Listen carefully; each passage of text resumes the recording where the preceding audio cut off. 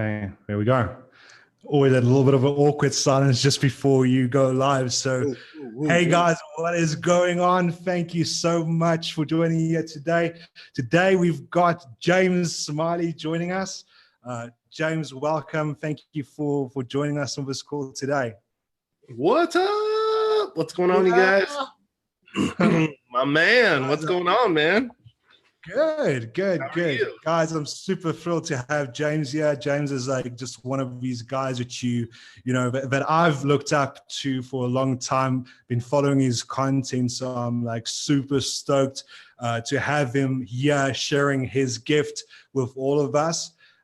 So if you are joining here today, make sure that you're dropping a hashtag live if you're watching live. And if you're watching this on replay, drop hashtag replay. The more people engage, the more people get to see this, and the more people we get to help. So let's make sure that we are dropping the comments, we're dropping the hearts. I'd love for you guys to be fully present, take a lot of notes. James has guaranteed me that he's going to be dropping some crazy knowledge and gold on this call. So James, over to you, man. Like, if you would, for those that don't have the privilege of knowing you yet, could you just give him a little bit of background?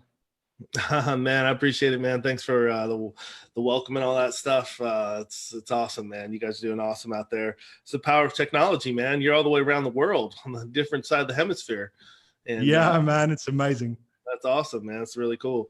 So, yeah, I mean, just for people who may not know, I grew up in Seattle, grew up really poor, really poor. I used to grocery shop with my parents I had $6. We had $6 a week to shop for a family of four, which in America, that's nothing. I mean, I remember, being I literally remember being a kid, like 6, 7 years old. I vividly remember like seeing shopping carts full of groceries, and everything in there was over $5 or $6. And I remember thinking, Mom, we have $5 or $6 for all of our food. And so, yeah, I mean, it was really tough growing up, but I was really fortunate, man. I worked really hard. I just believed in opportunity, even though I grew up really poor. And so I made my first 6 figures when I was 20, selling B2B. I started using technology. And it wasn't even called digital marketing back then, but I was sending emails. Basically, I was in B2B. Instead of knocking on doors, I was sending email. I remember my boss, and I loved my boss back then, but he was good. He said, man, nobody wants to get your email, man. Nobody wants to check your email. And so, nobody knew that's what I was doing. I was sending email and I was crushing it. I literally was like the top seller on a lot of sales teams just by doing stuff like that. I was using technology. And then I went out to help start a company called Telenav. We were the first version of Google Maps. So we were like cycle 0 of Google Maps. Wow. We were the first navigation mobile app. So we raised $133 million in venture capital. We IPO'd the company. It was a Silicon Valley startup. It was one of the most successful Silicon Valley startups of all time. Excuse me. And then once that happened, kind of in my early 20s, mid to late 20s, it was kind of like you could really do anything at that point because, there was just startups and .coms and all this stuff was really big and social media was just getting started. And so I went in to do a lot of consulting kind of in my mid to late 20s. And I was just helping a lot of, grow a lot of companies that were 1 to 5 person companies, mostly pre-revenue companies starting up, anything from, healthcare products to technology to, trying to start .coms, helped a lot of .coms, ended up coaching over 560 B2B companies. We also started running a digital marketing agency once like 2008 started hitting 2009. That's kind of when Facebook and stuff kind of went big with social media. And one thing about me that a lot of people know is I try to move toward the leverages. I learned really young that like if you work in a market where there's a lot of leverage, you can get a lot of return for the same amount of hours. And every single person has the same amount of hours. You do, I do, Tony Robbins, Russell Brunson, anybody. Like, everyone's got the same amount of hours. So if you can create more leverage, you can make more money, and then you can serve more people, live a life, and all those kind of things, a little bit easier and quicker than the other way. So yeah, I always tried to move where the leverage was. So I moved into social media around 2009, started agency, and we crushed it. Eventually, we were doing, $100,000 to $350,000, deals, which is still not that much, believe it or not. But for, being like a 5 to 6 man team, doing 7 figures, 6 out of 8 years, it was awesome, And then around 2015, I had kind of a life incident with some family. I had someone pass away, just like it was like a shocker. And I started realizing, like, life is short, man, and you start seeing like, man, everyone like ends up kind of in the same spot, at some point, whether you're 60, 80, 90, whatever, 100, 150, whatever. So like, like I started realizing, like, man, I'm going to be 40 in 5 years. And so I was like, I've always been willing to take that big gamble and, go after what I'm ultimately called to do, and so, but, you don't really know when you're young, right? You're just trying stuff. You think this, think that, you try stuff. But one thing that I knew I started learning this around 2012 in 2013 was that there was going to be a massive upcurrent in entrepreneurism. In that, when I started in the year 2000 doing entrepreneur work, I mean, I literally remember telling people, hey, I'm an entrepreneur. And I remember people looking at me like, what, you can't get a job? You couldn't graduate college? Like, what's wrong with you, dude? Like, you know what I mean? Like, it wasn't cool. Okay. Like, if you were an entrepreneur, you're like, the only cool entrepreneurs were like billionaires. But if you weren't a billionaire and you said you were an entrepreneur, basically you were saying that you can't get a job. Whereas now, like, man, it's like, you play basketball, you're an entrepreneur. You write a song, you're an entrepreneur. You change your Facebook profile, you're an entrepreneur. But the reality, I think, of entrepreneurism in our day is that 95% of people who call themselves entrepreneurs are not actually entrepreneurs, and that's not a knock on them or anything. They're more of what I would call proprietor. They kind of run and operate a business. But an entrepreneur is somebody who actually can stomach the downside and can take the risk and those kind of things, So and that should let people know, and hopefully that brings comfort to a lot of people that you don't have to be an entrepreneur in the world to be successful or whatever. And when I was younger, I used to think that, I used to think everybody needs to be like me, but as you grow, you start to realize, like, there's different types of people, and not everyone can be the same. So anyway, as I knew entrepreneurism was gonna have a rise, because I started seeing that technology was going to equip entrepreneurs like never before. I mean, look at us right now. Like, you're on the other side of the world, bro. You know what I mean? Like, learning from people all over the world. We're sharing knowledge right now. I'm going to share stuff and systems and processes right now that literally, have helped some of my students go from 0 to 6 figures in like 30 to 90 days. I'm going to share like 3 really big systems and ways that people can do it. But see, this stuff wasn't possible even 5 years ago, even 7 years ago, like, it was very difficult to like, maybe we had Periscope or something, but like, now that, this is on Facebook and technology and mobile, I mean, there's people who are probably going to be like driving down the road watching this, you know what I mean? So just the technology and capabilities, things like ClickFunnels, Shopify, Amazon FBA, all these things have enabled people to do things that they couldn't do 5 years ago, 10 years ago. And I knew this was going to happen. I knew like millions of people were going to want to start a company out of their home. They were going to have a passion, an idea, a cause, something. They want to be a speaker, an author, an internet, do something on the internet, whatever. But they were going to need systems, processes, and they were going to need someone to guide them and coach them and encourage them, because see, that's what all great entrepreneurs have. It doesn't matter who you talk to, Russell Brunson to whoever you idolize, okay? They all had amazing mentors and coaches. But all these like millions of people coming up, they have, because there's so many, the number one mistake entrepreneurs make is they think they can do it all alone.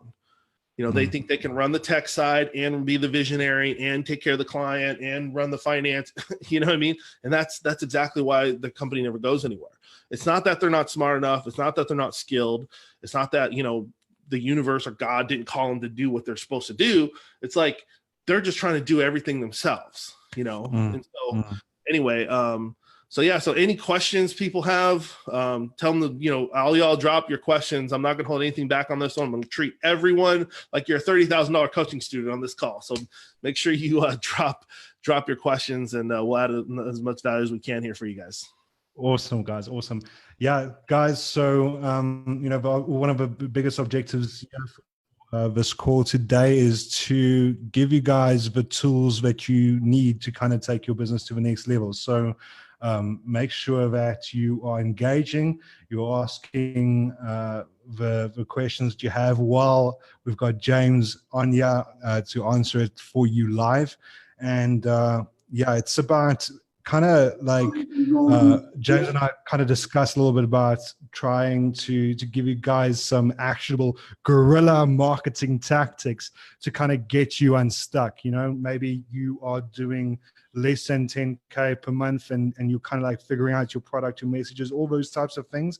Like, James, what do you think would be a good start for these people just starting out with the least amount of tech overwhelm? Kind of, what do you think is the simplest way for them to actually get some traction as a coach or consultant? I think there's a couple things that I would say is to, you know, everyone wants to jump out and immediately throw out an offer and all that stuff. And actually, I highly encourage that. I always say fastest way to the cash, right? This is a core principle of my coaching. There's two core principles. One is we always do fastest way to the cash. Okay. We never try to think, you know, like in corporate, you might call this like minimum viable product, MVP, you know, agile product development, that kind of thing. In entrepreneurism, we just say fastest way to the cash, man. So that's one thing. The second thing is focus on highest leverage moves. So throughout your entrepreneur venture, okay, you're going to come to forks in the road where you can do A, B, or C. And you always want to do and think what gives me the most leverage, not necessarily what's best for me in the short term, not necessarily what gives you most leverage may actually be the second thing, the thing that makes you the second biggest amount of money. Okay, so but if you focus on highest leverage moves, it may make you a shorter income stream in the first month, but at 3 to 6 months down the road, it has a hockey stick effect if you know how to create leverage. So those are two core principles, and they really work in tandem together.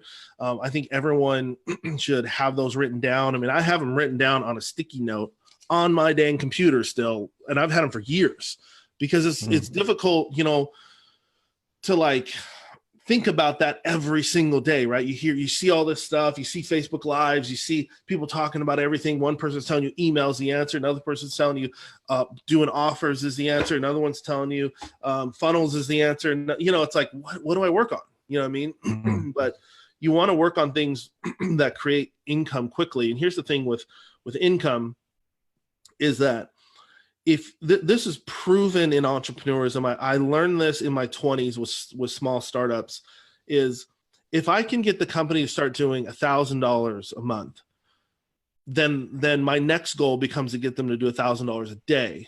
Now you're a real company, because now you're going to be doing like $300,000-$400,000 a year. And now we can focus on like, you know, how do we take you to $1 million once we can get you $1,000 a day? But like, what I found is if you don't do that $1,000 a month, if you're always trying to do the $1 million product launch or, you know, build the whole product, you know, like, I mean, I have people who come into our coaching, pay a ton of money, and they're like, yeah, I'm ready to launch in 6 months. And I'm like, dude, I'm ready to make you money right now. And if I can make you money right now, the momentum, the optimism, and the way that you will think, and also what you will learn will so far outpace you waiting 6 months that it's not even worth me coaching you if you want to wait 6 months. You know what I mean? That's not real entrepreneurism, you know? And so, and, you know, people have hangups and reasons why they don't want to do that. And it's typically around, you know, their insecurities, or, you know, they want to be a perfectionist and those kind of things. But I can tell you for sure, your customer, there is a subset of your customers that are ready to go right now, and you should try to serve them right now. Because ultimately you want your customer making decisions about your business, about your processes, about your product. If you think that in this day and age that you can brainstorm everything, you're taking a huge gamble, a huge risk, right? Like you really need to anyway, so I won't go too much further down that path, but but I think that's one really big fundamental. Okay, to move on to some other practical systems. Okay, once again, guys, drop some comments in and drop some questions in about your business, what you do. Tell me what you do. Tell me where your hang up is. You know, are you struggling with leads? Are you struggling with content? What are you struggling with? Okay, let me know, and I'll answer. You know, I'll get you guys all in order. So one of the biggest things that every single, you know, you guys have coaches and consultants and stuff like that. One of the biggest things that y'all need to do is leverage social media. Okay. It's funny. It's like, what is it, like 2019? So it's like over 10 years since I've been consulting in social media. That's crazy. Over a decade. Like paid consulting, not like telling my grandma about it. Okay. Like, so like, it staggers me that I'm still saying the same thing. Okay. Which is, if you're not getting traction on social media, it's only because of two things. Okay. Either one, what you're saying, so your message or your audience. Okay. Either your message no one cares about and you need to change that. You need to make a shift in what you're saying. Okay. Or two, you're just not talking to the right person. Okay. Here's what I mean. People say, well, James, I did this. I followed the system. This is a scam, man. Like no one responds. Like I only got 100 people to view my video. Well, here's the thing. Okay. Who do you have who follows you on Facebook? You know what I mean? Like if you, like Facebook allows you to have 5,000 followers right now. If you're serious about your business, I would challenge you to use Facebook to run your business as your number one marketing vehicle. And I'll tell you why. Over paid ads and all those other things, like especially if you're just starting out. I mean, in this show, we're focusing on guerrilla marketing. Okay. If you want to make your first $100,000, you absolutely should use Facebook. And the reason I specifically call out Facebook is because of its size, its capabilities, its innovation. LinkedIn, possible, very possible there. I would say YouTube, possible there as well. A little bit longer return, but possible, very possible there. And then maybe Instagram as well. But I think for coaches and consultants, Facebook is clearly the best place for almost every industry. And so let me put it to you this way. So I had a Fortune 10 Facebook rep. Okay. I did consulting for Facebook Messenger, paid consulting for Facebook Messenger, AT&T, which is a Fortune 10, and in Amazon, I did what's called Amazon Locker. Okay. So 3 Fortune 10s. So what I can tell y'all from all that is I had this lady named Camille. She's a top Facebook rep. Okay. She only deals with like Coca-Cola, AT&T, like big accounts. Okay. But she told me that for the average person in America, okay, and this is probably around the world, but your Facebook personal page But what I'm about to share with you guys is literally gold, could literally change your business right now if you get this concept. Your Facebook personal page will be the highest value marketing asset you will ever own in your entire life. You will never have a website with more traffic, more clicks, more video views, more likes, more engagement, more followers, more consistent followers, more daily like there will never be anything in your life. Okay. Now, if you're Russell Brunson or whatever, yeah, sure. Maybe, you can throw up your own .com or your own funnels and drive, $20,000 of traffic a day or whatever you want to do. And yeah, you could probably do that. But you have to understand, okay, like we're not talking about building 10, 20, $30 million companies right now. We're talking about getting to six figures, multi-six figures, that kind of thing. There's no reason why you shouldn't add 5,000 potential clients to your Facebook page and set up your Facebook page to market to them. Now, the proprietors who are calling themselves entrepreneurs, I love y'all to death, but you're going to go, well, so it's always there, those people are always like thinking of, they're afraid of the risks, right? So the first thing they're going to say is, well, Facebook terms and conditions say you can't sell. Well, here's the thing. Number one, Facebook is not going to come arrest you and handcuff you. Okay. It's not a felony. Okay. So here's the worst case scenario is they shut your Facebook page down. And then guess what you do? You start another one. Okay. Like, do you know, like I could name 30 or 40 big entrepreneurs who have had their Facebook page shut down. And guess what? They're still on Facebook. They just start a different account. Okay. Like I don't know if anyone following has ever worked for a big company and worked or engaged with the fraud department, but the fraudsters, like you could go fraud Facebook. I remember like AT&T big time, right? It's like cell phones. We've got all these people like cloning phones. Like it's huge. Fraud is huge with cell phone companies. They're not trying to ban you for life because they realize in 2 to 3 years, you might start actually paying for service. So like, you know what I mean? You're never blacklisted for life with any company, literally, unless you're like, robbing them or whatever. So what I'm saying is with people like Facebook and stuff, I mean, trust me, they're going to let you start a Facebook account like within 10 seconds. Okay.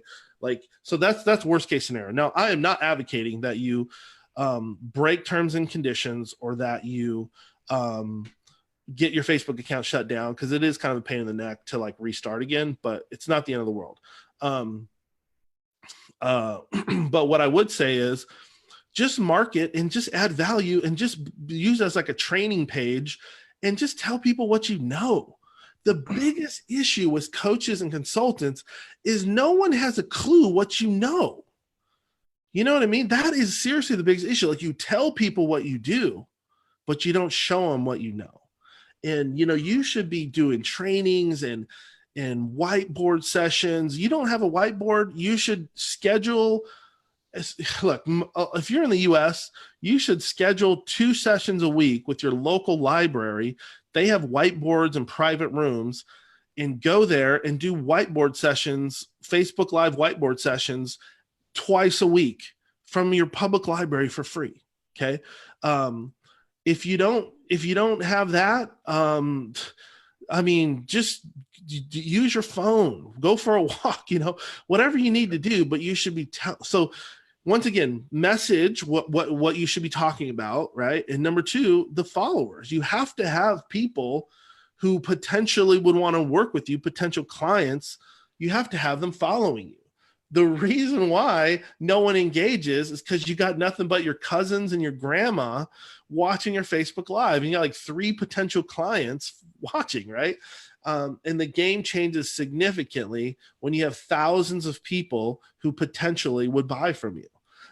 See, so at that point, friend requesting them, that's like getting them into your retail store if you have a retail store, right? Now it's everyone knows in retail, everyone says, man, if I can get them in the store, I can sell them something. But see, in Facebook, people don't see it that way. They're like, well, I'm putting out promotions, I'm talking about stuff, but no one's buying. Well, no one's buying because there's no one in the store. That's why no one's buying. You got a friend request people who are potential clients. And so let's take, for instance, like I was doing coaching with a real estate person the other day. And I was like, dude, you need to focus on you need to go into Facebook groups with people who are who post pictures of their homes. There's tons and tons and tons of Facebook groups of people who post pictures of their homes, their patios, their pools, whatever. And you need to friend request all those families. And then so the type of content you need to put out, and I'm going to use something practical like a realtor, is you should be talking about, hey, I walked into this home and the first thing that people notice is the foyer when you walk in. And so it should be this and clean and like this, and just giving out tips, right? Just sharing what you know. And instead of being that person who's always saying, hey, I got a listing. Hey, I got a listing on the market. Hey, I mean, yeah, put that out there too, but you should be adding value, right? You should be just being in top of mind with people like, oh, that's a really good tip. Oh, people are like, hey, if you want to sell your house in the next year or two, make sure you do this with your lawn. Make sure you do this with your foundation of your house. Make sure you think about this. Make sure if there's a hailstorm, make sure you, get your insurance money, but also use it to paint your fence. Like, you know what I mean? Like just giving daily or weekly tips like this can completely, like it will make you the real estate consultant, basically. You know what I mean? And now when somebody goes to sell their home, guess who's top of mind? It's going to be you. So, another really big thing is that people wonder, like, how do I set myself apart? Right. Like, this is a really big thing. And so the question becomes like, how do we teach people to make their competition irrelevant? By the way, this right here could make y'all a lot of money if you seriously take this to heart. Okay. Is like, you have to understand that like what you ultimately do is not coach and consult. Okay. And when you see it as I'm a coach or a consultant, yes, you're just everyone else. Okay. But you're so much more than that, and the reason why I've been able to grow this practice. I mean, like, I'm just gonna be honest. Like I've had gurus in the industry come to me and they're like, dude, who the hell are you? I had somebody tell me that one time. They're like, you out of nowhere. This is like a couple years ago. They're like, within 2 years, Russell Brunson's talking about you, all this stuff. You're on his face. You're on his, I'm still featured on clickfunnels.com for a $1.7 million webinar. They're like, who the hell are you, dude? Like, and they're also kind of like, how many corporate, consultants and those kind of people became coaches and got big, And so, they're like, not many make that transition. And so, the biggest thing that I focused on, and the reason why it literally doesn't matter, when you get big, you're gonna have everything from haters to people, analyzing everything you do, to it's just standard, right? It just comes with the business. To people who, but you'll have a subset of people who buy products for whatever reason, don't like it.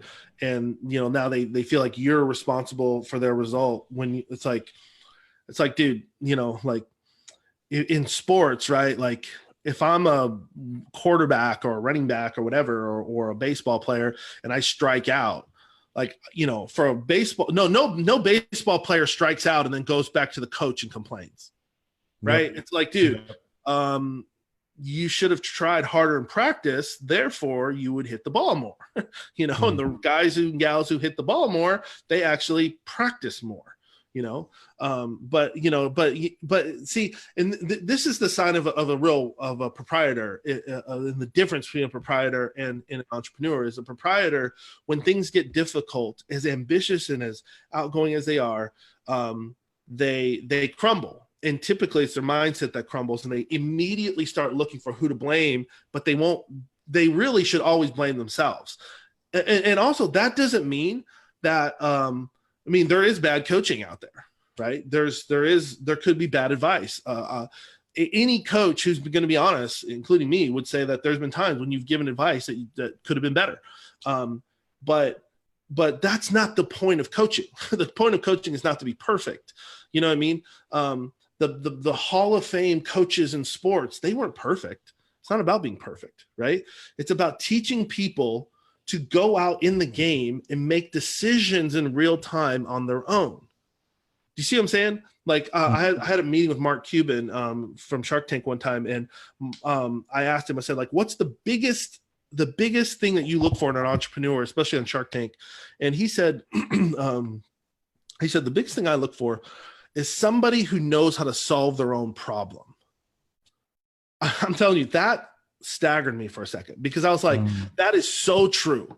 That he's like, look, everyone has a good idea. Everyone has a good product. Everyone, like, that stuff's not hard nowadays, especially with technology and hacking and all this stuff. Like, it's not hard to, like, hey, I want to, I don't know, like, I want to build pools in backyards, or I want to build cars. Like, just go find the best car manufacturer and one up him, and boom, you got a good car. Like, you know what I mean? Like it's not that hard to come up with a good product nowadays. But the question, and can you build the business, is, do you know how to solve problems on your own? Or when something goes wrong, when the pressure gets tough, when the anxiety, all those things hit, are you going to blame the government, your mom, your cousin, your coach, your, like, you know what I mean? Like, at the end of the day, you have to be the CEO of your own business. And if you're going to blame someone else, you're not CEO, and you're giving them CEO rights. And that's why you can't win. And so, you know, a CEO, the buck stops there. Everyone knows that, right? You go to any big corporation, you want to know why there's more turnover in 400 to 500 CEOs in the history of tracking that stuff? There's more turnover right now because the accountability and the buck always stops with the CEO. You know what I mean? And entrepreneurs need to get that it does. You look, it literally does. It is a reflection on you. If you hired somebody or outsourced to somebody or did something, like, it's a reflection on you, the CEO. It's not someone else. You know what I mean? So anyway, anyway, I know we're a little bit down tangent there, but let me kind of circle back on some of the systems I wanted to drop. There's another system I wanted to drop about a lot of people. Yeah. So I'm gonna just drop another one, just because I don't know if I fully please go for it, man. Like, hey guys, if you're getting value here, please drop #value or drop a flame. You know, we'd love to get more engagement, so that more people can see this, so that more people can be helped. So come on, guys, let's see some love in the comments below for all the gold that James is sharing here today. One of the things, just to kind of round out that topic, I wanted to mention everybody is like when you see your business as more than just being a coach or a consultant, right? More than just being a realtor, more than just being a digital marketer, more than just like when you see it as like, what are you actually doing? What are you fundamentally doing? What do you this is a good question. This is like a Tony Robbins question. What are you ultimately doing? Right? I'll just ask you, just to use you as an example. What do you coach and consult on? Well, helping coaches kind of generate clients using digital marketing systems. So if you help them create digital marketing systems and help them, what does that ultimately do for them? It helps them get consistency with their revenue so that they can live the life they want. And if they get the revenue and live the life what they want, what does that really mean to them? What does it mean to them if they live the life that they want? Well, it means freedom ultimately, like probably the core stuff, you know, freedom. It means that they are able to build better relationships because they don't have to worry about money, and you know. And if they build that life where they have relationships, they have freedom, they sense that. What does that mean to them? What does that ultimately mean to them? So yeah, it kind of goes deeper and deeper. Yeah. So keep on asking the why. Yeah. So you, so really, there's a theory that you should ask that about 5 to 7 times, because I bet you the next question, the next answer was probably going to be the money. Sooner or later, you're going to get to something that is like, they'll feel like they accomplished what they're supposed to do in the world. Or, you know what I mean? It's going to come down to some true core value of being a human being. And like, and if you can't get there, folks, then you need to go do something else, because you're not actually doing it to help people. And that is like, and also if you have a mental block, like you can't actually answer the question further, you should seriously do some self-analysis there, because that is also a reason why you can't grow right now, is because you don't actually see it from your customer's perspective and what it ultimately means. Okay. So when I was talking to this realtor the other day, there's a realtor who paid for an hour of my consulting. And I told him, I said, look, man, if you're telling me that you're just one of many realtors, then yeah, there's no way for you to be different, but you're not doing that. Okay. You're putting somebody in so the person sells homes in kind of North Dallas here. And I said, look, do you understand that the difference between me, my family picking a neighborhood could be the difference between my kids getting a better education, having friends who don't screw around, having my kids could possibly, you know, have better morals or values that are more aligned with me.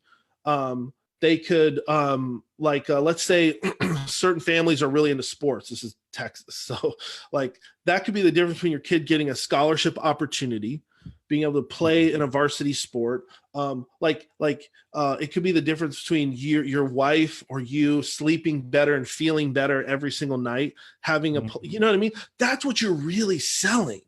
And so when you market yourself that way, and when you change your brand to like really understand who your client is, no one can compete with that, because every single person, like even if every person were smart enough to do that, every person is different fundamentally, right? And so people are going to be attracted to people who are trying to sell within niches. And like this is how, instead of being in a broad niche, you start to develop these little sub niches that you serve, and you become really good, and you can go really deep and wide in those sub niches, because you continually ask yourself, what am I ultimately doing for the client?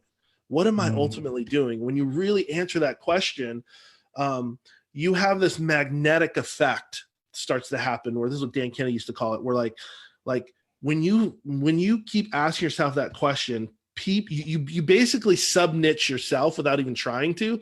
And now people within those niches and those sub niches magnetically are attracted to you, because you're speaking their language. You understand the value that they get, you know, like it's not just like, so another thing he said was, he was like, you know, the most hurtful thing in the industry is like, you do work for somebody and then they go to someone else. They go buy the home from someone else. I said, well, that's your problem.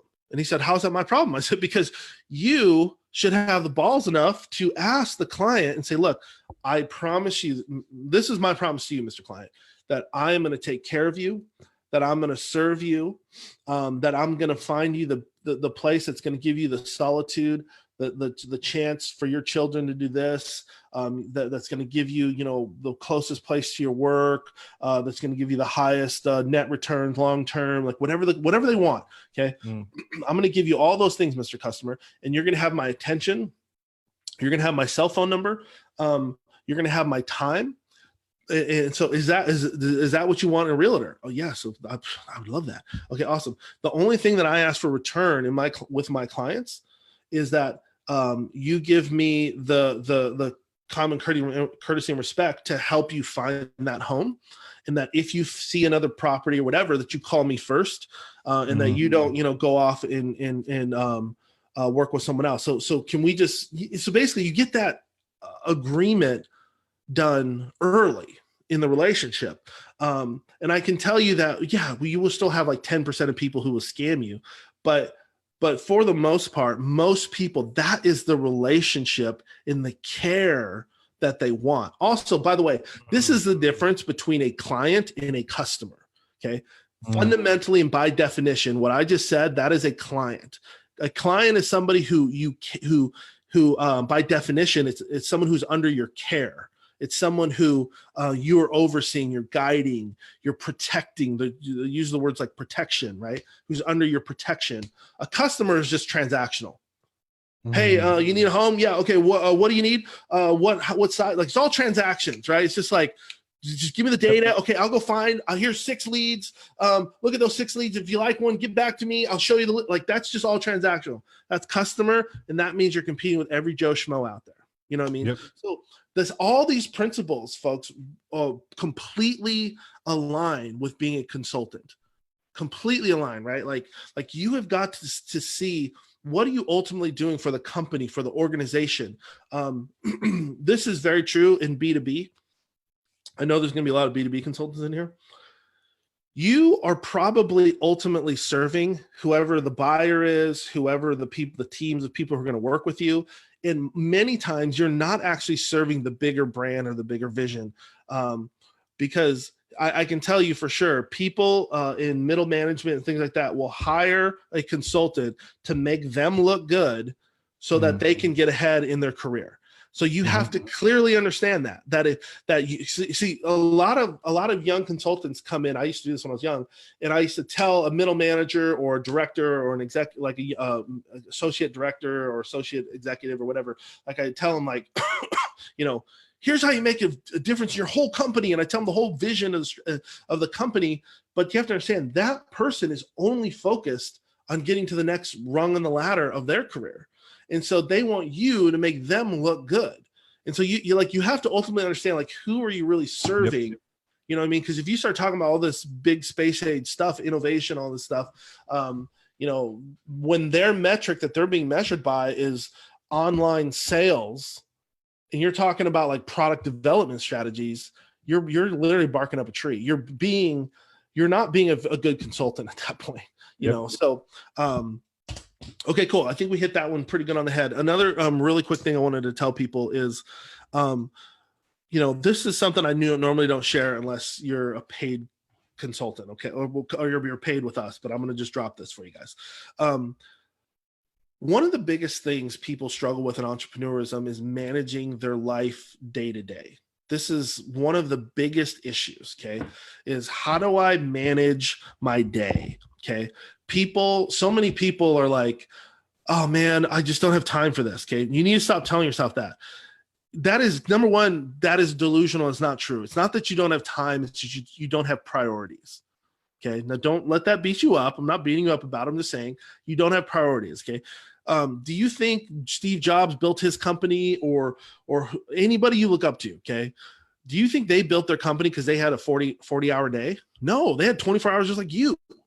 You know what I mean? So like they just had different priorities, okay? So there's a system, like a 3-step system that I use for managing the day. And this will help you hit goals, because hitting goals is how you ultimately see a grand vision accomplished. Okay, so I'm going to go through this quickly. So number one, like I've got it right here on my whiteboard. You have to have your big goal for the month written down. Okay, so this is number one. I've got it right here on a sticky note, this one, and I've got it right here on my board. Okay, so I can see it. So I always know for the month, what is my big goal for the month, okay? Here's the thing. You want this to be one thing, not 5. Doesn't mean you're not going to accomplish 5 things. I'm just saying, what's the big goal, okay? How I learned this is, because everyone's going to go, well, I don't know what the big goal is. Okay, well, here's the thing, okay? A great analogy, a phenomenal analogy is, think about an airport. Okay. You have all these planes coming into land. I heard this at a conference one time. I was like, dude, this is the best analogy ever. Which is the most important plane? If you're the air traffic controller, which one is absolutely by far and away the most important? The one touching down? Yes. Okay. Yes. There's only one plane touching down at a time. Everyone get that through your head, okay? You can't land all the planes like boom, boom, boom, boom, boom, boom. You know what I mean? There's only one. Do you ever notice that? Okay, everyone should see that. Like, even airports in the US, they have like runways that go like this. They don't land two planes crisscrossing each other. One goes this way, the other one goes this way. Then there's only one at a time. Okay. That is a great analogy of how you run your business as an entrepreneur. You have got so many things to work on, right? Yep. But you can only land one damn plane at a time. Stop trying to freaking land them all. Okay. Yeah. And so I promise you, if you land one, then guess what? There's another one. Like you're never short, right? You're never short on things to do, funnels to build, emails to send, Facebook Lives to do. You're never short. Just focus on one. Okay. Yeah. So that's the first thing. Write that out very clearly. The second thing is you have to decide what are we call them daily wins is what we call them. Okay. Another way to say it would be daily activities, but I like to call them wins because when you accomplish an activity, I want you as an entrepreneur to think about it as a win. I want you to go like, I did a Facebook Live today. Win. I wrote an email. Win. Not I accomplished a task. I you know what I mean? Like when you see it as a win, you're like, yes, like it's different in your head, you know?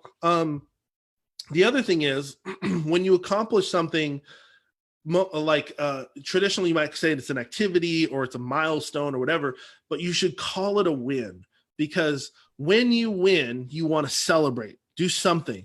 Look, I don't care if you like celebrate could be like you, I don't know, man. I might like go walk my dog. You know what I mean? Or I might go take a break for 30 minutes, or I might go swim in my pool, or call a friend, or watch a movie, or you know what I mean? But like you have to see every little thing as a win. This is, by the way, this is like so fun. Like Brian Tracy, a lot of these high performance guys, Brendan Burchard, this is fundamentally what they teach is write out your goals. There's actually three things that they fundamentally teach. They word it different and come up with their own way to say it, but it's the same three things. It's write out your goals, organize them in priorities, and only focus on one at a time. That is fundamentally the way people have made millions of dollars for like 100 years. Okay. So it's literally like I can show you guys like this was my to-do list yesterday. Okay. Write out my goals, organize them, and then do them one at a time. That like literally every top performer, Steve Jobs, Bill Gates, Warren Buffett, that's what they do. Okay.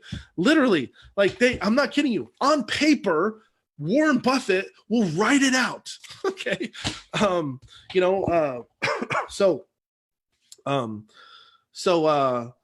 the second thing is, write out what the daily wins. So it's essentially what this is what do you need to do to make that big win happen? What are the things that need to happen? So typically that needs to be something that drives a number. This is the fundamentals of building a business.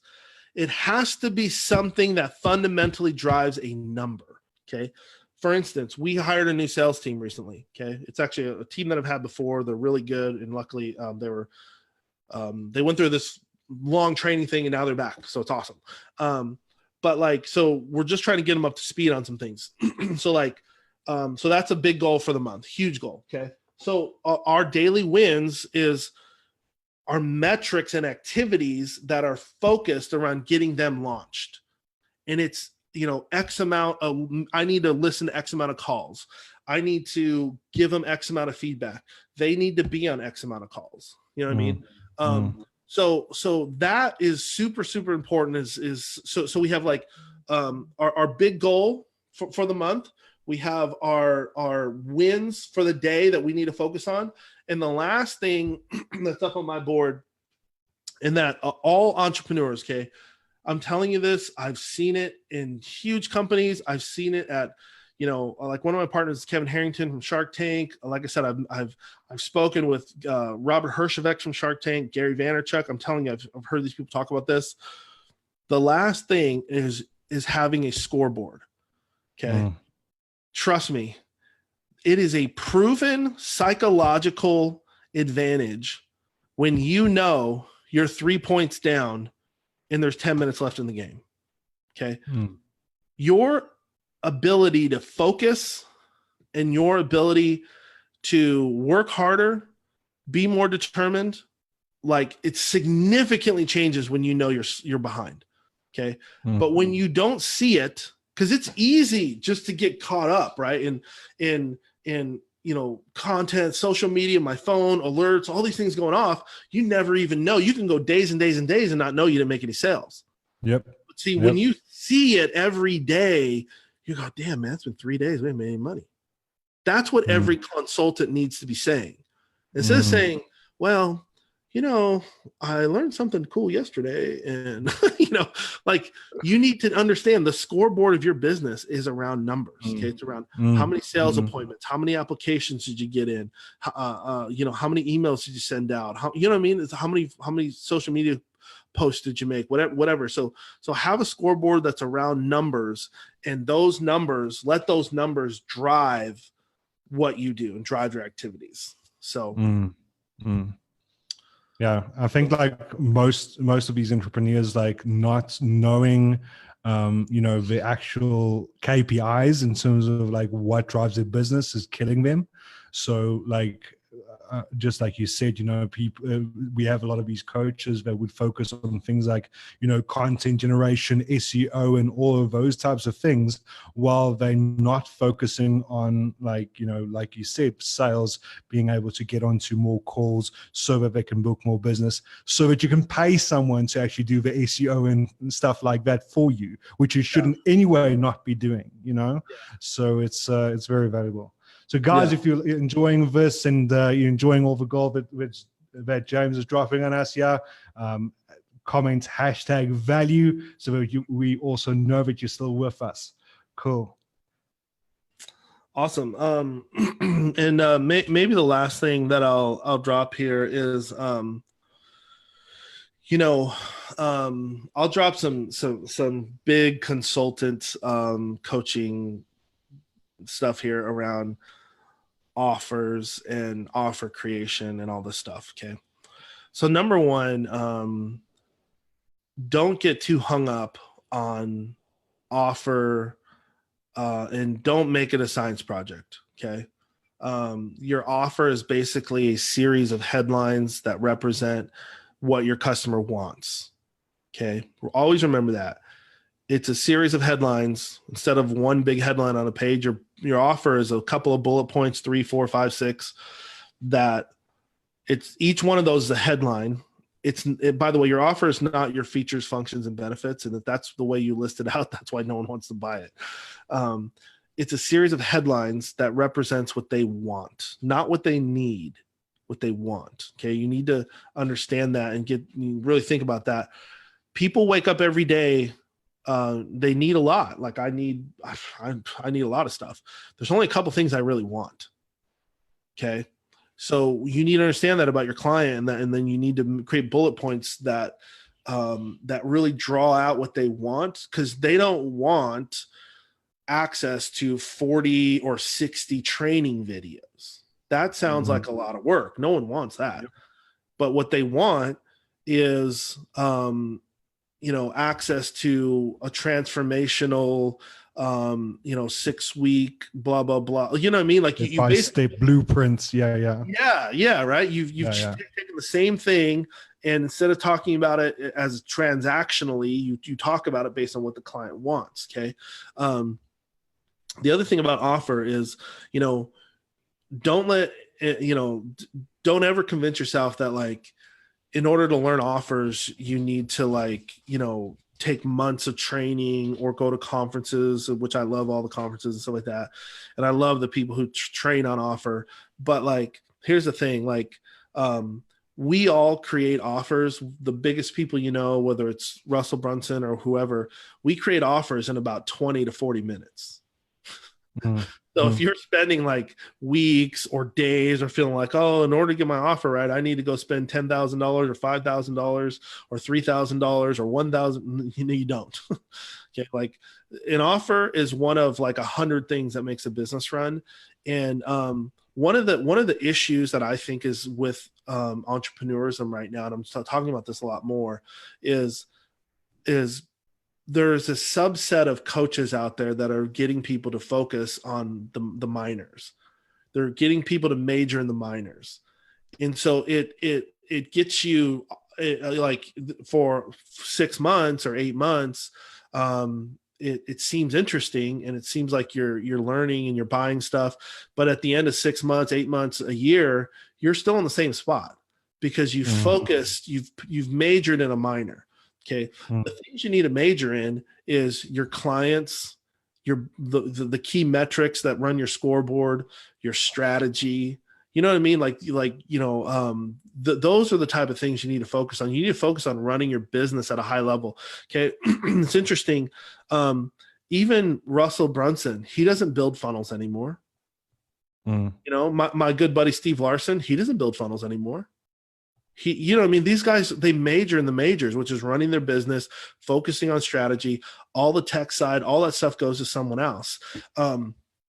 You don't see like look at all the offers Russell Brunson comes up with. They don't take, 6 weeks to come up with that stuff. They come up with it on the fly, I mean, if you listen to his podcast, that's what they tell you. He's like, hey, man, I was at this event. I had this idea on the flight home. I told my whole team about it. The next day we had a meeting and we launched it in 2 days.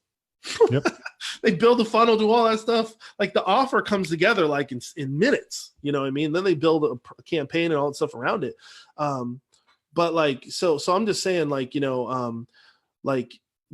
really try not to get caught up in the minors. That's how you'll keep your business in the minor leagues, really. So one of the biggest offers, there's a guy named Joel who is an agency consultant, and he's in Denver, and like he has just crushed it. Okay, he saw me speak at J.R. Revis's event. He was doing like 10 or 20 grand a month or something like that, maybe 30 grand a month, I can't remember. And then recently, so he's messaged. I told him all this stuff. I think the guy came up to me, and he's a super, super cool young kid, and at least he looks young. I don't know. You never know nowadays. He might be like same age as me. I have no idea. He looks super young though.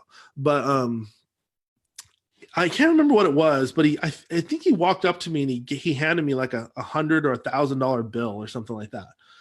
But it was something in the hallway, and it shocked me because I was like, not that many people walk up to you and just hand you a bill that's like a big bill, right?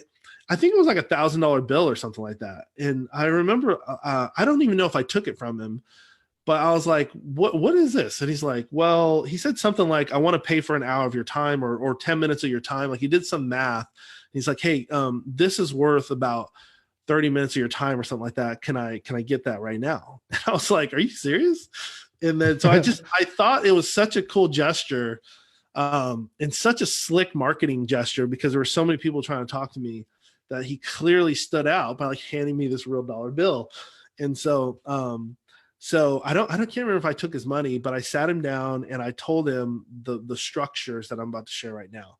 Okay. He just came out, him and JR are doing a thing right now. He's doing like a couple $1 million a year now. And largely based on the structures that I told him, and some other things, I'm sure, but the kid's a smart kid. But so I told him my main way to make a lot more money as a consultant was to restructure my deals. And I actually learned this stuff from Jay Abraham, paying a lot of money to work with Jay Abraham at one point. So basically, one of the biggest things you can do, and I kind of saved this to the end just because like if you're a serious consultant, you're still going to be on, right? Is one of the biggest things you can do is to go into deals and say, look, for me to do that, okay, and spend all that time, let's just say building that funnel, running your ads and doing all these things, or giving you the consulting on it or whatever, we used to tell people, we don't even get out of bed unless the deal's worth $100,000 a year. Okay. So we're like, hey, we'll do all this for you. We'll give you a discount. It's like $90,000. And people are like, $90,000. Well, I don't have that money. And we're like, well, if you believe that, you know, your product is good enough to be $1 million product, why would you not spend $90,000, you know, to do this, you know? And so they, at the end of the day, they just say, dude, I don't have $90,000. So we're like, okay, cool. How about this? Okay. How about if we let you, what if we build this all for you at cost? Okay. And so we'll do it at our bare bones cost. And so I'm literally not making any money, but there's a couple stipulations with that. Number one, because I'm doing it at cost, I'm not marking it up and actually charging you for anything. You're just going to pay for my costs. I own the digital assets that I create. I still own that intellectual property, and you can't compete with me. Okay. So I'll build it. We'll use it for your stuff, but it's my funnel, my ads, all that stuff. Okay. Now time out. Number one, if you're in the consulting space or whatever, what I just said right there, you understand the advantage of you owning it, because that's one of the biggest problems, is that people will jack your stuff. Okay. Mm-hmm. That you build the funnel, you build the ad, they're going to jack it. Okay. We never have people jack our stuff because of this. Okay. So that's huge. So we say, look, we own it. Okay. The second thing is, because we own it, I'm going to rev share the revenue out of it with you. So what I'll do is I'll pay you a significant portion because you've developed your own intellectual property with your products and services and blah, blah, blah. So what if I give you a disproportionate share? What if I give you 70%? I will pay you 70%. They're like, you're going to pay me not 50, you're going to pay me 70? Yeah, sure. I'll hook you up. Okay. Time out. You have to understand what you just did was, now you can get someone, because when they ask, okay, at the end of the day, you're going to say, well, what's the cost? Okay. The cost is usually, for us, we would say it's $10,000. Okay. And then ongoing per month, it might be like, you know, a minimum of $1,000 or $2,000 a month or something like that. But my goal is not to make that $2,000 a month. My goal is to start making $5,000, $8,000 a month in my split. But you know, so like, the thing is, a lot of companies can figure out how to pay $10,000. Okay. They also understand they're getting a website, they're getting funnels, they're getting, like, they understand, like, they're getting more than just a plain website. They're getting like a sales machine. Right. So, and so you pitch them that whole idea of a sales machine and how much would it cost you to build a sales team and, you know, hire a call center, all this stuff. Well, we'll do it all for you online. Like, you kind of sell them that whole pitch and say, look, man, my cost is only $10,000. Okay. We wouldn't go below $10,000, but I've had some people like Joel. I still have text messages from Joel. I think he did a $10,000, like a $30,000, like an $8,000 or something like that, like right away, with clients he already knew and he already was doing business with as an agency. He just went right back to them with the same with this new structure. And so number one, it's a good cash inflection on the front end. Okay. So you can build your stuff, hire people, whatever, to build it. But number two, if you set up a few deals like that over time, over 6 months, you're going to be making $8,000 to $20,000 a month without even, you know what I mean? Like, it's just coming in as residuals, you know what I mean? And the biggest key in this kind of a deal structure is, number one, you want to work with people who you think you trust. Okay. Because, like, if you think the person's sly and you think the person's going to be an issue, always steer away from those. But here's the biggest benefit of this structure. You're collecting the money in your own Stripe account, not them. And you're paying them. It's not the other way around. And so, and when you tell them, hey, I'm going to pay you, versus you say, let's do a 30-70 split. Because before, they weren't thinking about giving you a rev share, right? Like, but when you say it this way, now they're going, dude, this guy's going to give me 70%. What an idiot. They literally think that. But you're going, dude, what an idiot. This guy's going to pay me. right? Like, I'm not saying your client's an idiot. I'm not saying that. I'm just being facetious, okay? But that's like the, the thoughts that go through people's head really in real time. You're going, I can't believe they did this. Like, every time we would get it, we were saying that. We're like, I can't believe they did this. I can't believe they did this. And at the end of the day, they're super happy because they're telling people, dude, I'm getting 70%. This guy's doing all the work. I'm getting 70% of my own damn business, and it's true. Like, it's true. You're cutting them a check for 70%. They feel awesome about it. And you're making a ton of money. I mean, that's how we would get to $200,000-300,000 on a funnel that would do $1 million. Like, we could easily do that. Here's the thing with this structure. Okay. If somebody's listening right now and they have no idea what to do, they live in a foreign country, whatever, all you need to do is go on the internet, find startup companies, look for press releases of companies who just got $500,000, $1 million, $5 million, $200,000. Approach them with this structure, because I promise you, those companies, number one, their immediate focus is going to be sales. And if they can sell online, even better.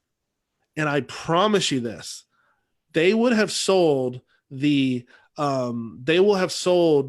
investor that they're a genius at selling online. They don't know a damn thing about selling online. They've never sold anything online. They are totally clueless on selling online. Like, they have web developers and all that, but they don't know how to sell online. They're going to swear up and down they know how to do it, and they do not know how to do it. Like, it's literally like 95% of these online companies, if you mention online funnel to them, they're going to go, oh yeah, we got that on our website. No, dude, whatever. Like, so you literally, like, if you don't know what to do, call those companies, grab the damn .com secrets book from Russell and explain that to them over the phone, and they're going to think you're a guru. They're going to be like, man, where did this person come from? And then you hit them up with, okay, man, I'm going to hook you up, man. It's only $100,000. What? $100,000? I can't do that. Okay. All right. Well, let me tell you the other way we could do it. If you make 2 or 3 pitches like that to honestly, if you guys make 2 or 3 pitches like that to a company that's just recently been funded, you will make $100,000 easily in a year, just with pitching it 2 or 3 times. Like, the math on that is, these companies are looking to sell. The only reason you won't is if you literally have no idea how to do what you do. And if you don't know how to do what you do, that's a fundamental problem that you need to fix anyway. Right. So, which is honestly, sadly, that is a problem in digital marketing entrepreneurship is there's a lack of practitioners. There's a lot of theorists. They know the theory, but they're not a practitioner. And that's okay. If you're a theorist, you need to understand you're a theorist, and you need to go into deals like this. You might need to discount your product or start off or whatever at a lower price, or find the right client so that you can start to learn what you do. You know what I mean? To try to like pull the wool over somebody's eyes is only going to hurt you in the long term. There's nothing wrong with starting out with 1 or 2 clients in the beginning, that, you're basically like beta testing your stuff so that you can learn to perfect it. So, by the way, if somebody has an issue with that or whatever, I won't go into this right now just for time, but look, friends, every company that that's how they start. You know what I mean? They start with like Steve Jobs started selling 50 Apple computers to some little company, 50. Okay. Like, the guy who became a billionaire, like 50. Okay. So, like, don't be afraid to, ClickFunnels, start with a handful of users, right? Like you gotta get like a beta group through and learn from that. And if you don't learn, do another one. If you don't learn, do another one. Like, keep doing that until you feel comfortable with what you do. Okay. So at the end of the day, you're going to stand up with the bat in your hand and everyone looking, and the ball's going to come. So if you're not ready for that, then get in the batting cage. You know what I mean? And don't be afraid to get in the batting cage. Don't be afraid to show up to practice. I mean, that's what we all do. You know what I mean? I'm launching software right now. We're launching it in a beta. We're doing the same thing. You know what I mean? I've done this my whole life. I'm doing still the same cycle over and over and over, So Awesome, James. Thank you so much, man. So I think our time is also coming close to an end, but just kind of like in closing, I'd love to hear more about kind of what you have going on your side right now. I read a lot of things about 200 students, 100% success rate. So how is that even possible, man? Like, what are you cooking up on your side? Yeah, so the 100% success rate is with the new thing that we have called Mentor Genius. And I'll drop the link here for anybody who wants to know. And by the way, if you guys sign up with, if you guys hear about this, I want you to use I want you to, there's a place in the form where it asks you how you heard about this. But if you mention coaching, the Catalyzer or Jake. Now, I'm sorry, dude. Do you go by Jake's? I might, but it's actually Jock. But I might just to please my American audience. Yeah.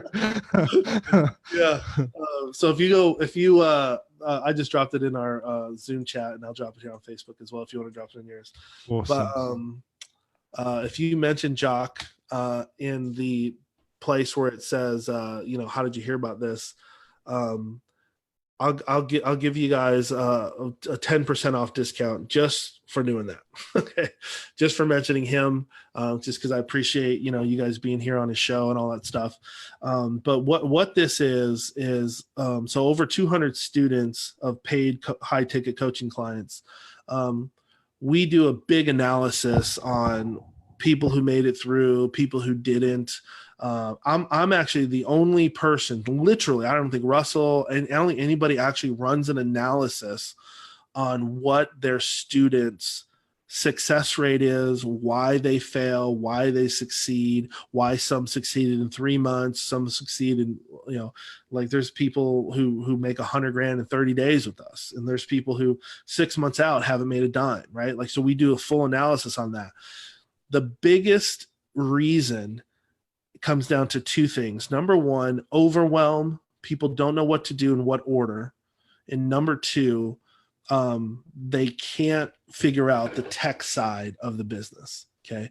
The tech side ultimately holds back 90 to 95% of people. So I'm going to say this, but I want to preface this by saying I absolutely love Russell Brunson. I love ClickFunnels, and we literally run everything on ClickFunnels personally in our business. But I will tell you this, okay? When Russell started his webinar, where I personally signed up and so many people signed up, and it said, hey, you're going to make $17,000 a day in the next 10 minutes. I'm going to give you everything. If you honestly believed that, you're smoking a pipe dream, okay? Because not one person did. Okay. If you know the person who did, tell me, and I'll pay you $1,000 if you know the person who did. Okay. Literally, if you know the person who did. Okay. No one did that. And I've been a consultant in the company. I've helped them with certain strategies and stuff. Like, I can tell you for sure, no one did that. Okay. And that wasn't necessarily the intention either. Okay. By the way, but, and that wasn't the offer or the promise either. That was just the headline. Okay. But so the idea that like you're going to build a funnel and this is easy, and I've even heard some other coaches, say like, oh man, like launching $1,000 product and making your first 6 figures, that's easy now. Like everyone does that. Like that's nothing. No, it's not. It's not.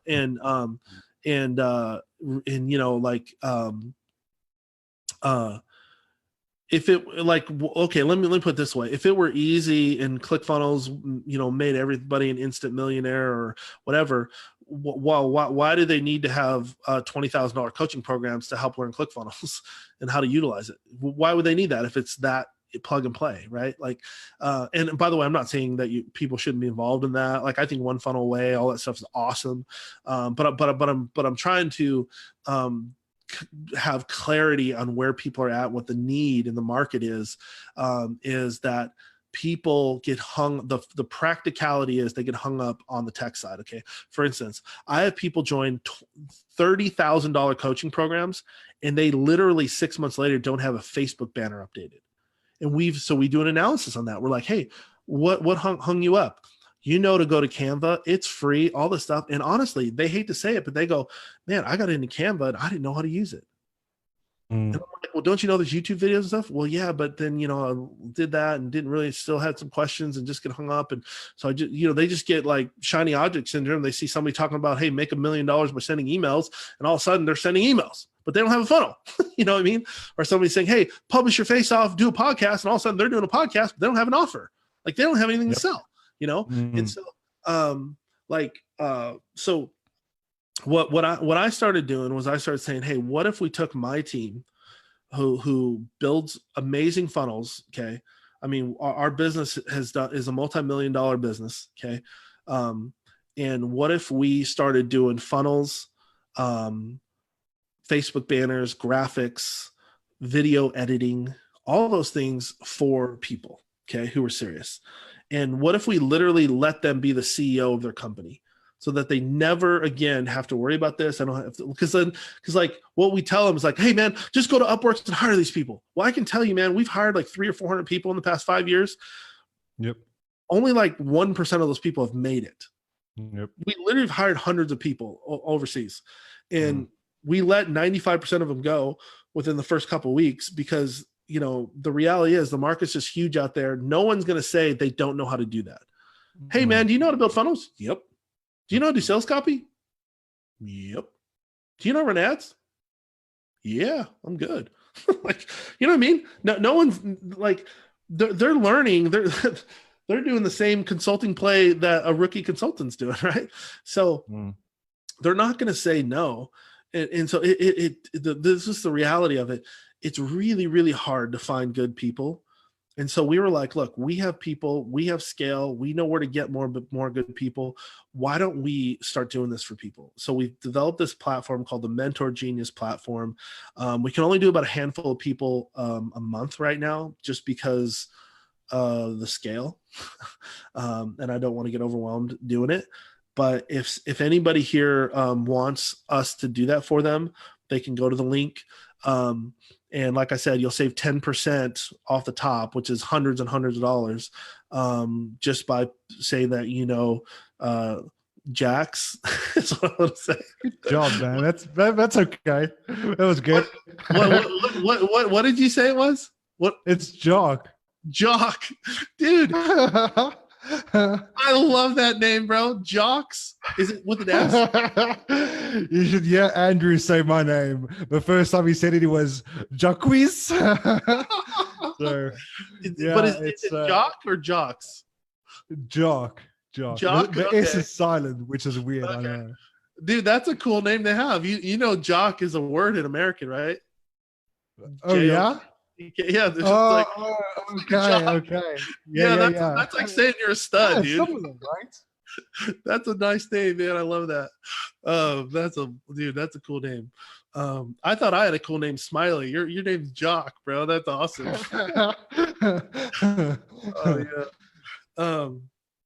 But yeah, you guys mentioned Jock or mention the show, and you'll get a significant discount. But of course, people are gonna say like, dude, what's the cost of this? What I can tell you is that we're in the beta, so it's significantly cheaper than it's going to be. It's probably a third right now of where it's going to be when we go big. The other thing is, we've had people say, we've literally had students tell us this. They're like, James, this is what a normal funnel builder would cost us to build one funnel, but we get this entire system. So so that's what I'll say is it's yeah, and it's not crazy, but it's priced right now where anybody could get in literally. But yeah, and one of the beauty of the Mentor Genius platform and why it's a software, and the software is in beta, so there's a lot of manual things we're doing right now. So I'm highly involved. Like I am 100% involved in every single step of every single person right now, which is really cool, which circles right back to where I started this conversation of knowing your client and all that stuff. The reason we call it the Mentor or the Genius platform is what people are calling it. It's kind of funny. It's been called the Genius platform is not because of my team or us or anything, but basically what it does is it starts you out at a specific point, and it only asks you one question at a time. and you can't move forward and get into emails or building webinars or building your course until you've done the fundamentals, which don't take long, which, you know, you should be able to get all that stuff done like within a week. So like the fact that it simplifies your life, and that's the thing that I just had so many people just go, James, this is unbelievable. I now know exactly what I need to do. I can unfriend request all these other gurus. I'm not encouraging people to do that. I'm just saying, like, they don't have to like constantly go out on the internet every day searching for what to do. They know exactly what they need to do to be successful. And then they start seeing the progress. They see their logos come up, their branding. They see that branding be consistent in their first funnel, in their next funnel, in their website, in their in their banners. They see it all happen and they're just shocked. They're just like I had one person, I literally had a lady in the group. She like was crying because she's like, James, do you know how long it's been since I've been trying to work on these funnels, do all this stuff? And like now I'm actually seeing it. Like I launched my first one with the Genius platform. And so yeah, so that's what we're doing, is we're trying to make it so that you can be the CEO. You can get reporting from us on what's going on in the back end, how things are being developed. But you can go out there and focus on your clients, on the strategy, and on driving your business forward. So yeah, so I'd encourage everybody to apply and see if you can get in. Yeah, guys. So James is a real deal. Like, if you want to kind of learn more about him, his group is Never Be Broke Again, and he's also sharing some incredible pieces of content there that will definitely help you on this entrepreneurial journey. And James, again, thank you so much for joining us today. I really appreciate you. I appreciate you sharing your gift with our audience today. And man, thank you so much. Appreciate it, man. Thanks for having me on. Appreciate you guys. All right, guys. Thank you so much for watching, and we'll catch up with you guys soon. See ya.